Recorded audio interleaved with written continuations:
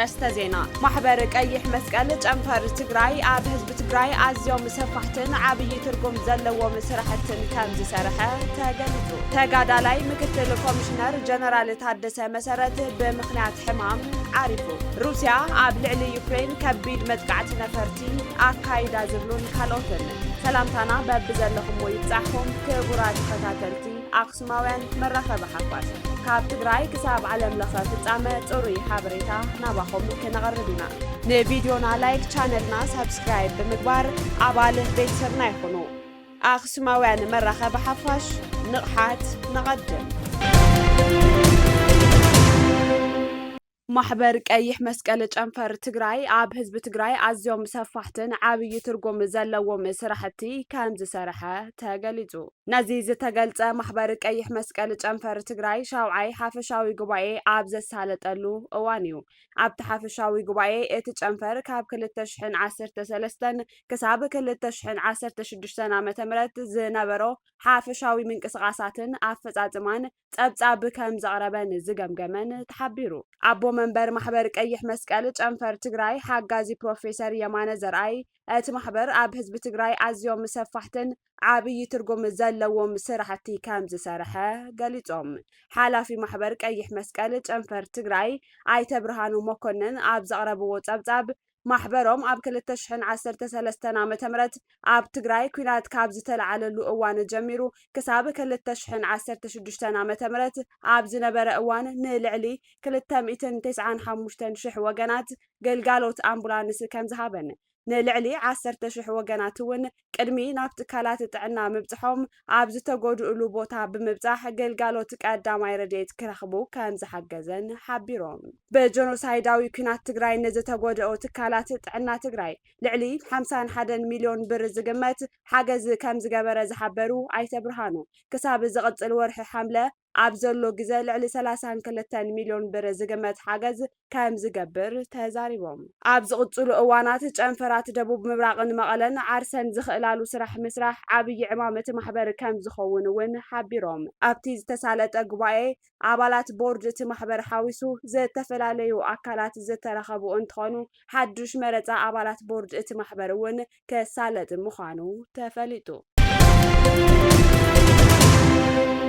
زين عرفتي تقارلاي مكتل كوميشنر جنرال تحدث مسارات بمخنعات حمام عارفو تقارلاي تحدث مسارات قبر مريم 1950 عام تمرت عب كتما عدوا توليدو عب متنتات وشت او سرعيت انات غالسة تنيحو 1907 ناب ميدا بموراد كسابود قد سرعات درقي ملوء قد لاوي عمامو زفت اما قديم تقارلاي تحدث دحري ودقات درقون عب بوليس فيدرال إثيوبيا حلافي مصراي جبن كوينو نوح زغلغلن اب بهراوي بانك إثيوبيا اب زلعله مزنت زسرحن بصايو اب وان مخته انصار صنتت حزب تግራይውን ገድላዊ ግቦኡ ዝፈጸመ ድሕሪ 2014 ዓመተ ምህረት ዳግመ ምጥያሽ ኮሚሽን ፖሊስ ትግራይ ከዓ በብርኪ ምክትል ኮሚሽነር ጀነራል ሓላፊ ዘፈር ምጽራይ ገበን እዚ ኮሚሽን ኮይኑ ሰሪሑ እዩ ኣብዚ ሕዚ እዋን ኣብ ዕረፍቲ ስራሕ እንሃለወ በምኽንያት ሕማም ሎሚ 30 ጉንበት 2017 ዓመተ ምህረት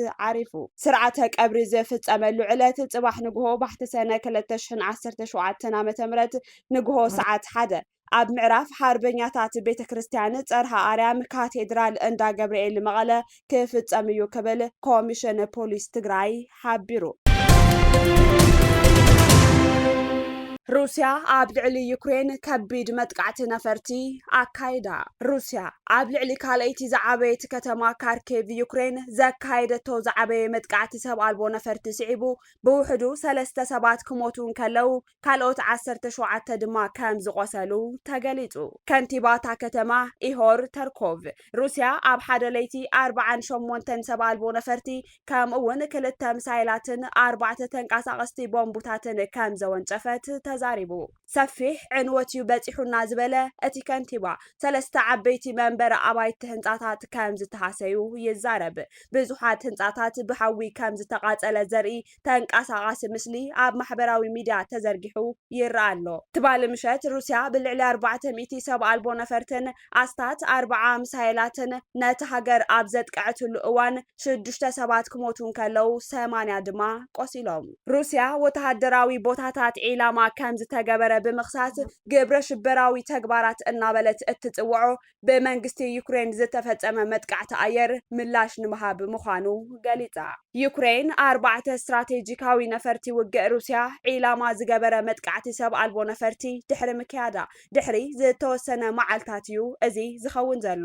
ኣገልግሎት ጸጥታ ዩክሬን SBU ኣብ ዝሓለፈ ሰንበት ኣብ ዘካየዶ ወተሃደራዊ ስርሒት በውሕዱ 40 ነፈርቲ ሩስያ ከም ዝተሃረማ ገሊጹ ዩክሬን ነቲ ስርሒት ንምፍጻም 117 ሰብ አልቦ ነፈርቲ ከም ዝተጠቐመት ትገልጽ መጀመርታ ናብ ሩስያ ብሕቡእ ኮንትሮባንድ ከም ዝኣተዋ ድሕሪኡ ኣብ ውሽጢ ኣብ ድሕሪት ናይ ጽዕነት መካይን ብዕንጨይቲ ዝስርሓ ሰናዱቕ ተቐሚጠን ናብ ጥቓቶም ዒላማታት ዝኾኑ ቦታታት ተንቀሳቒሰን መራሕቲ እተን ናይ ጽዕነት መካይን ብዛዕባ ዝጸዓንዎ ኣቕሓ እንታይነት ዝፈለጡ ኣይመስሉን ይብል ጸብጻብ BBC በኸምኡ መገዲ መራሕቲ መካይን ናብ ኣብ ጥቓ መደብራት ኣየር ሩስያ ዝርከብ ቦታታት ከም ዘጋዓዝወን ይግለጽ ብድሕሪኡ እተን ሰብ አልቦ ነፈርቲ ካብ ርሑቕ ብዝግበረለን ቁጽጽር ዝተወንጨፋ እየን ፕሬዚደንት ኣሜሪካ ዶናልድ ትራምፕ ትማሊ ዓርቢ ኣጋምሸት ንጋዜጠኛታት ኣብ ዝሃቦ መግለጺ ዩክሬናውያን ንፕሬዚደንት ሩስያ ቭላድሚር ፑቲን ናብ ሰይጣን ከም ዝቐየርዎ ገሊጹ ሩስያ ኣብ ለካቲት 2022 ኣብ ልዕሊ ዩክሬን ሙሉእ ወራር ከም ዝጀመረት ይዝከር ሰበስልጣን ኣሜሪካ ንዝቕጽል ዙር ንግዳዊ ዝርርብ ንሰበስልጣን ቻይና ናብ ለንደን ዓዲሞም ሰበስልጣን ኣሜሪካ ንዝቕጽል ዙር ንግዳዊ ድርድር ምስ ተወከልቲ ሰበስልጣን ቻይና ኣብ ለንደን ተራኺቦም ንክዘራረቡ መደብ መሓዞም ተገሊጹ ፕሬዚደንት ዶናልድ ትራምፕ ነባራት ላዕለዎት ሰበስልጣን ዋይት ሃውስ ዝመጽእ ዘሎ ሶኒ ምስ ተወከልቲ ሰበስልጣን ቻይና ኣብ ለንደን ብምርኻብ ኣብ ዙርያ ዝቕጽል ንግዲ ከም ዝዛተዩ ኣፍሊጦም ኣለዉ እቲ ርክብ ኣብ ዝሓለፈ ሐሙስ ኣብ መንጎ ፕሬዚደንት ትራምፕን ቻይናዊ መዘንኡ ሺ ጂንፒንግ ናይ ሓደ ሰዓትን ፈረቓን ናይ ስልኪ ዝርርብ ድሕሪ ምክያዶም ምዃኑ ተገሊጹ ፕሬዚደንት ትራምፕ ብዓርቢ ኣብ ኤርፎርስ ዋን ተረኺቦም ንጋዜጠኛታት ኣብ ዝሃብዎ መግለጺ ምስ ሺ ጂንፒንግ ዝገበርዎ ናይ ስልኪ ዝርርብ ዝተሓላለኸን ቅንዕና ዝተረኣዮን ከም ዝነበረ ብምሕባር ብሰንኪ ድማ ኣሜሪካ ብዙሕ ዶላር ከተትርፍ ከም እትኽእልን እምነቶም ገሊጾም ብተወሳኺ ድማ ኣብ ዝቕጽል ሶኒ ናብ ለንደን ዝግበር ጉዕዞ እቲ ናይ ንግዲ ዝርርብ ብጽቡቕ ክኸይድ ከም ዘለዎ መምርሒ ዝሃቡ ፕሬዚደንት ትራምፕ እቶም ብሹም ኣሜሪካ ናብ ለንደን ዝኸዱ ድማ መምሕዳር ሃፍቲ ስኮት ቤብስትን ጸሓፊ ናይ ወጻኢ ኣታዊ ንግዲ ሃዋርድ ሉቲንክን ጸሓፊ ንግዲ ጀምስ ግሪርን ምዃኖም ካብ ስካይ ኒውስ ዘተረኸበ ሓበሬታ የመልክት እተን ሃገራት ብዛዕባ ቀረጽን ቻይና ቀንዲ ኣፍራይነት ኮይና ዝጸንሐትሉን ሰደድ ተፈጥራዊ መዓድናትን ኣብ ዘይምርድዳ ኣቴን ከም ዝጸንሓ ምፍላጥ ኣገዳሲ እዩ እቲ ጊዜያዊ ስምምዕ ኣሜሪካ ኣብ ልዕሊ ቻይና ዘንበረቶ 145 ሚእታዊ ቀረጽ ናብ 30 ሚእታዊ ክወርድ ከም ዝኽእል ትጽቢት ይግበር ክቡራት ተኸታተልቲ ኣኽሱማውያን መራኸቢ ሓፋሽ ናይ ሎም ዕለት 30 ወርሒ 9 2017 ዓ.ም